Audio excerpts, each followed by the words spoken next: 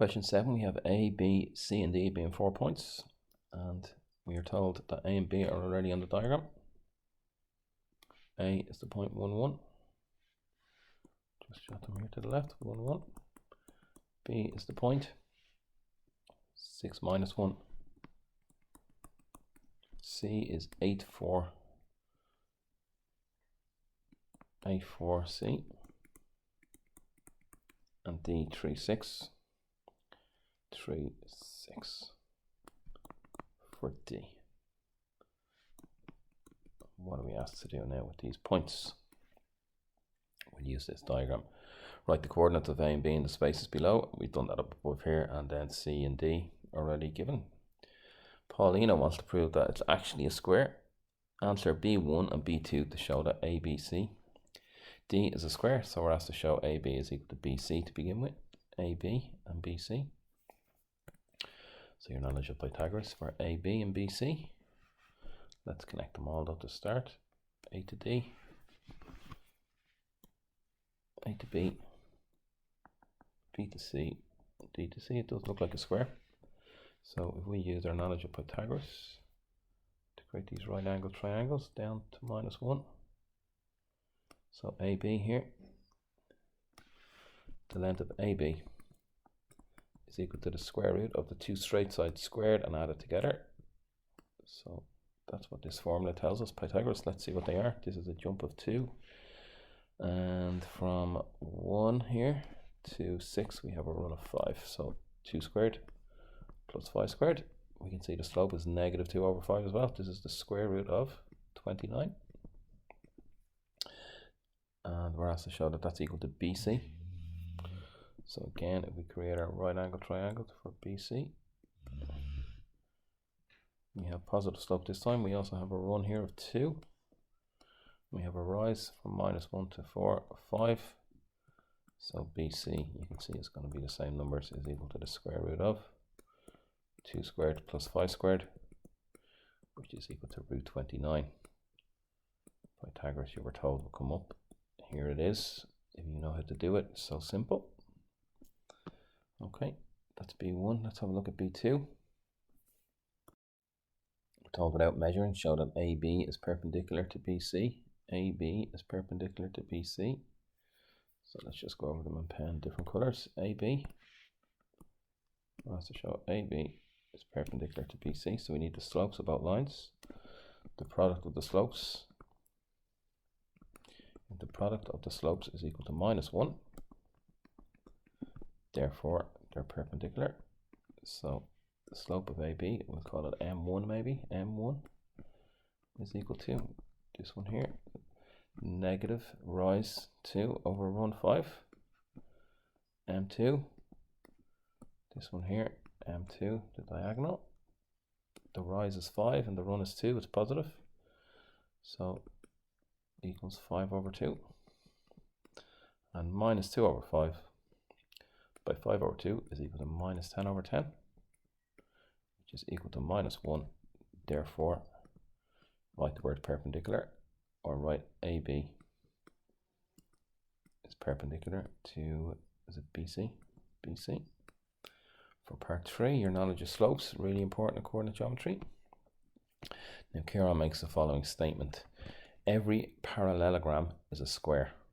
Is this statement true or false? And justify your answer. The first thing you might think when you think parallelogram is something that looks like this. So it's not a square because we don't have 90-degree angles all the way around. So it's false. In a parallelogram, opposite sides are equal, but not necessarily, or not always 90 degrees, so not always square.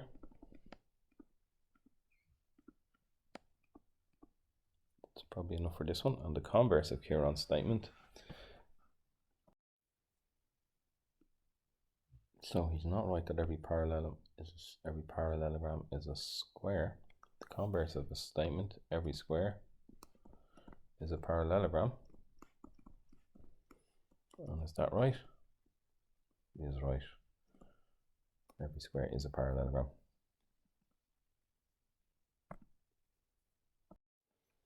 So a 10-minute trig question. 7.5 kilometers to meters. Well, kilometers to meters multiplied by 1,000. So 7 kilometers is 7,000, so 7,500. Nice and easy for you. Good start. A plane took off from an airport and left the ground at the point T. Here it is. After a few minutes, it was 7.5 kilometers. So you can see the length of the diagonal here.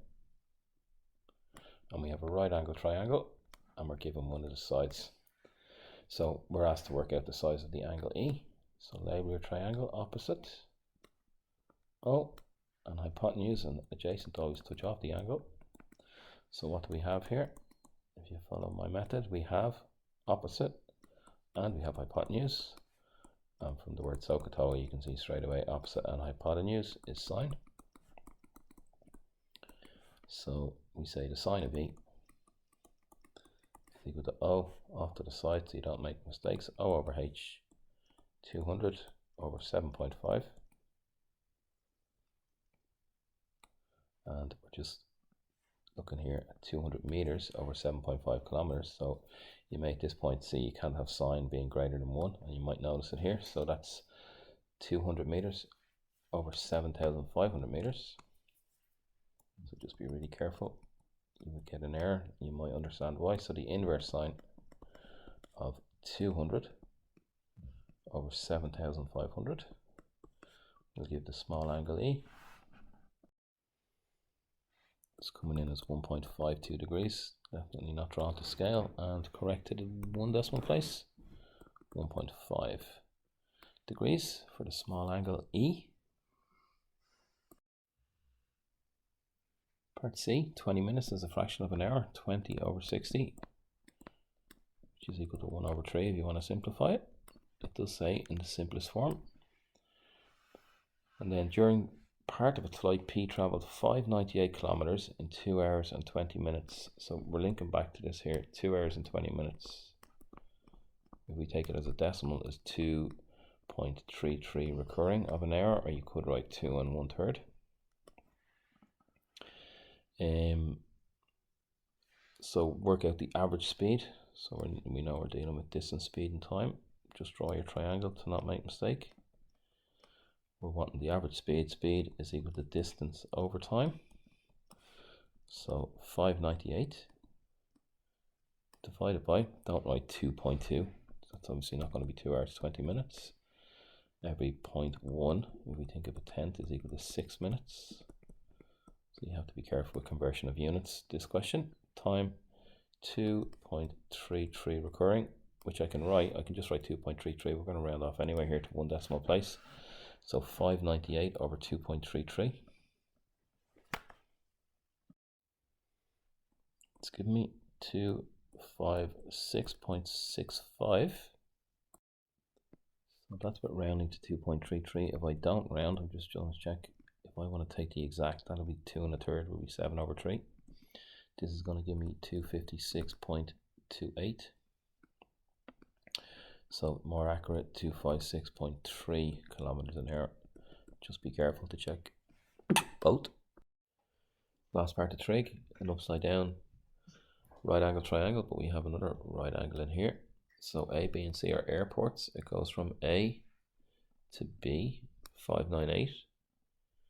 Then it travels on to airport C. I'm assuming this 280 is the length of this line here, must be. So we have a right angle triangle that just happens to be upside down, but we can still label it. We have my angle of 35. We have this side is 200, which is opposite of the right angles here. This is hypotenuse, adjacent, and opposite. So we're looking for AC, this total distance here. So this will enable me to get this one here, call this X. And then we can use the other triangle, we'll call this one Y. So let's start here with finding A. So have O and want A, so that's tan, the two straight sides. So the tan of 35 is equal to off to the side, your opposite over your adjacent, 200 over adjacent, which we're calling x or a. So they swap places. The unknowns on the bottom, 200 over tan 35. And 200 divided by tan 35